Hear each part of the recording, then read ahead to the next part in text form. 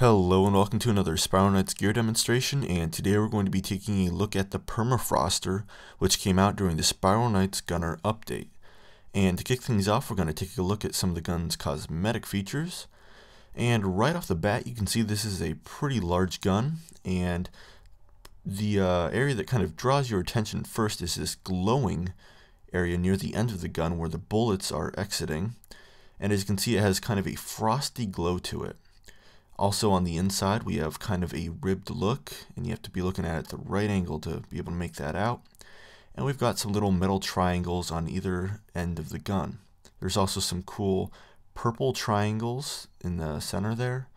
And we also have a little energy tank back here that supposedly holds the fluid or the energy source that's going to be used for the pellets. And we have the standard circle with a dash in it.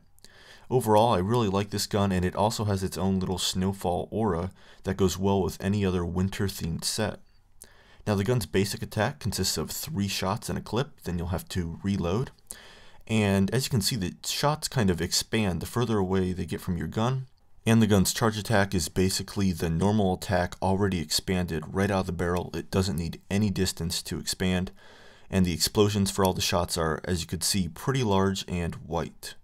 So before we get too far into the video, let's take a closer look at some of the gun's stats and features.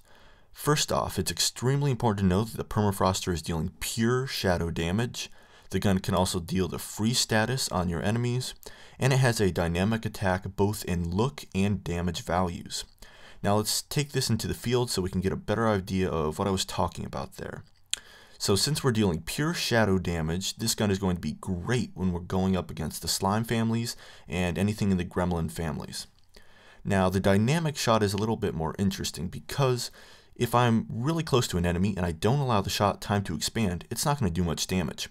But if I back up and I let the shot expand, then it's going to deal a lot of knockback, as you can see, and it also deals more damage. However, the Permafroster's shots won't always deal knockback to your enemies. Sometimes it'll freeze them.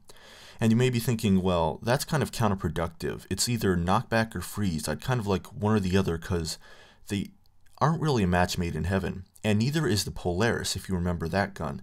It deals shock status, which kind of interrupts knockback. However, I found the Permafroster's freeze status not to be annoying, and it was actually pretty helpful along with the knockback. If you are interested in getting the Permafroster, you'll first want to get your hands on a pulsar, and to get a pulsar, you'll need to buy it from Brinks, the token trader, for 15 bark modules. Now, you could also buy it in the auction house, but it's going to have quite a markup in there. And you can get bark modules by defeating the Romulus twins in the 6-2 mission, Built to Destroy. The Romulus twins can also be found in the arcade. So, once you got your pulsar, you can then take it to the 3-star freezing pulsar. They can take your freezing pulsar to the 4-star frozen pulsar, and finally you can take your 4-star frozen pulsar to the 5-star Permafroster.